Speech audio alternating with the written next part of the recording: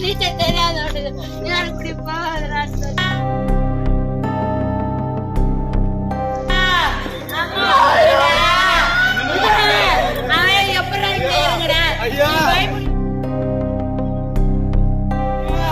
ஐயா ஐயா இதுல எப்பா எப்படா எப்பா.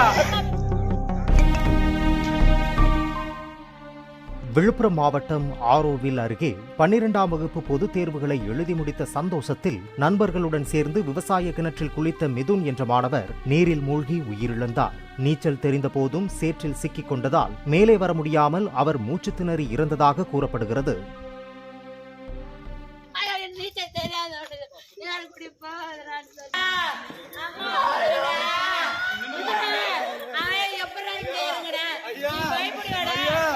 ஐயா ஐயா ஐயா இதுல எப்பா எப்படா எப்பா.